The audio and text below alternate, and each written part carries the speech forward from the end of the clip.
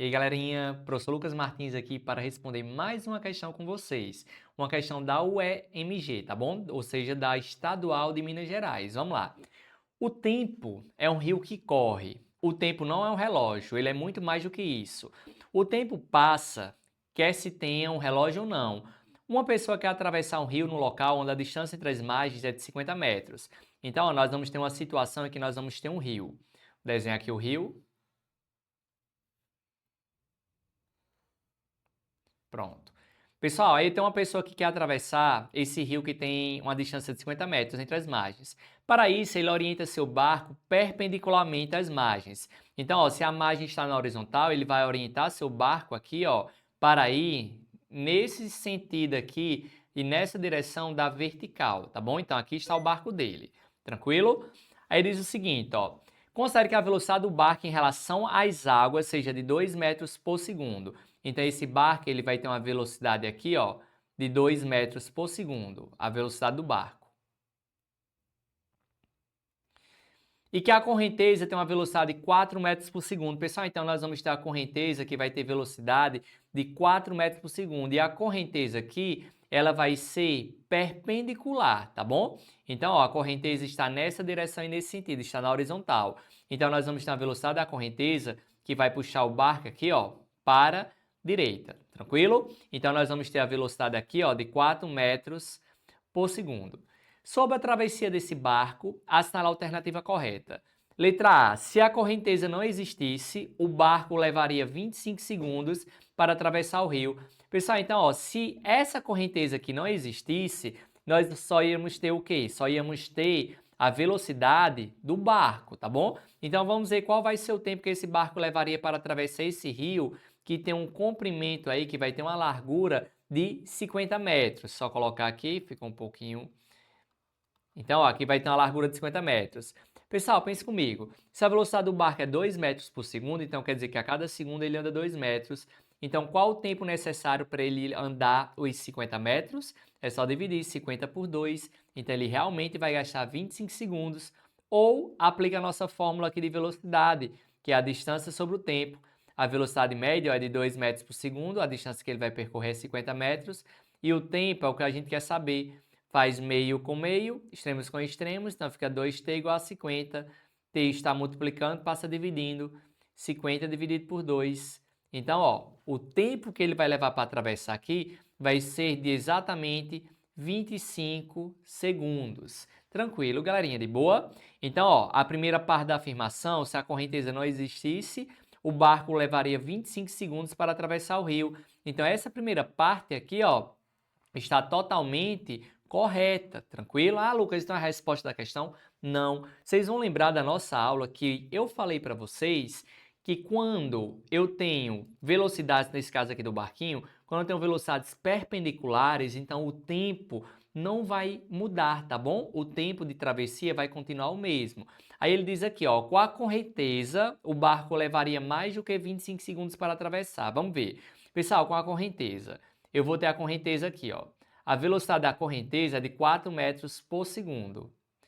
O que vai acontecer aqui é o seguinte, se tiver correnteza, o que muda, se essa velocidade aqui forem perpendiculares, o que muda é que em vez do barco cair nesse pontozinho aqui, o barco vai cair, vai atravessar e vai parar num pontozinho mais distante. Porque aqui nós vamos ter que fazer, ó, uma soma vetorial. Quando a gente fizer essa soma vetorial, ó, o barco vai cair aqui mais ou menos, nesse ponto.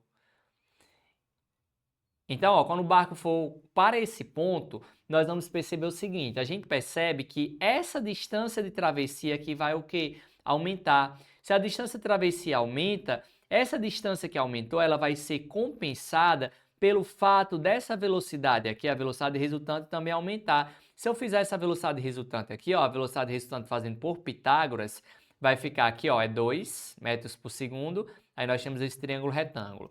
Fazendo essa velocidade resultante aí, ó, vai ficar a hipotenusa ao quadrado, igual ao primeiro cateto ao quadrado, mais o segundo cateto ao quadrado.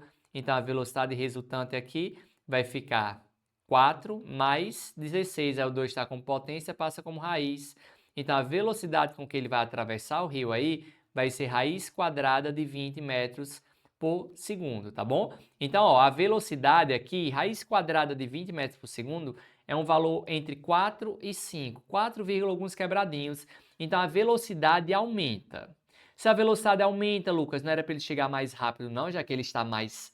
Perdão, não era para ele gastar menos tempo não, já que ele está com uma velocidade maior, realmente era, porém só se ele tivesse seguindo essa trajetória inicial. Aqui, como a correnteza vai puxar o barco para a direita também, então essa distância que ele vai percorrer aumenta. Então, o fato da distância ter aumentado vai ser compensado pelo fato também da velocidade ter aumentado. Então, uma coisa compensa a outra. Então, sempre que as velocidades forem perpendiculares, o tempo de travessia não muda, o tempo de travessia vai ser o mesmo, tá bom? Ó, vou fazer com um exemplo aqui para ficar melhor, com valores.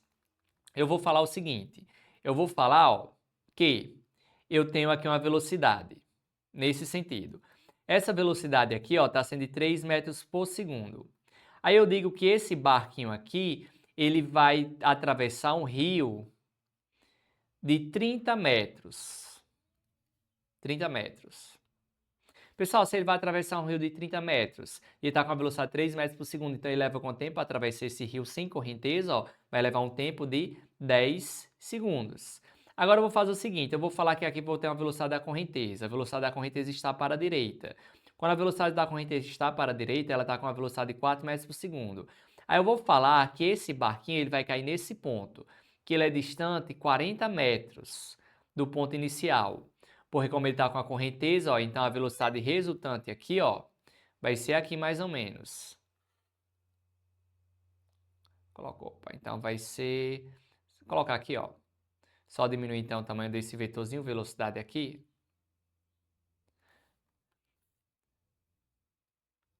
Então, ó, aqui essa distância toda vai ser 40 metros. Tranquilo? De boa? Galera, aí eu vou fazer o seguinte.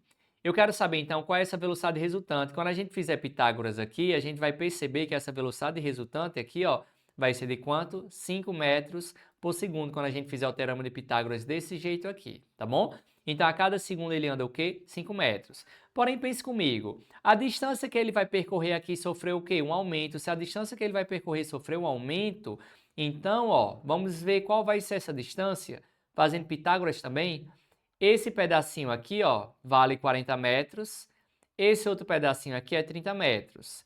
Então, esse comprimento todo, quando a gente fizer Pitágoras, vou chamar de x, hipotenusa ao quadrado, igual ao primeiro cateto ao quadrado, mais o segundo cateto ao quadrado. Então, a hipotenusa aqui vai ficar 1.600 mais 900. 1.600 mais 900 dá 2.500. Aí o 2 está com potência, passa como raiz. Raiz quadrada de 2.500 fica exatamente igual a 25 metros por segundo. Então, ó, perdão, 25 metros por segundo não. Fica a raiz quadrada de, já estava pensando em outra coisa. Raiz quadrada de 2.500 fica 50 metros. Então, essa distância aqui, ó, vai ser de 50 metros. Pessoal, então vamos olhar qual vai ser o tempo que ele vai levar para fazer essa travessia. Ele está com a velocidade de 5 metros a cada segundo, ou seja, a cada segundo ele anda 5 metros. Portanto, quanto tempo ele vai levar para andar esses 50 metros? É só dividir 50 por 5. Então, ó, o tempo aqui vai ser de 10 segundos. Então, quando duas velocidades são perpendiculares, o tempo de travessia não muda, tá bom? Então, a letra A está errada justamente nessa partezinha final.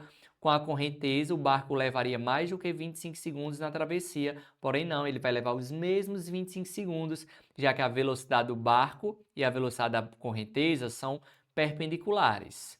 Letra B. Como a velocidade do barco é perpendicular às margens, a correnteza não afeta o tempo de travessia. Perfeito, pessoal. Como eles vão ser perpendiculares aqui às margens, a velocidade da correnteza e a velocidade do barco, então a velocidade da correnteza não vai atravessar, não vai atrapalhar, não vai mudar esse tempo de travessia. Então, a resposta da questão, letra B. Tranquilo?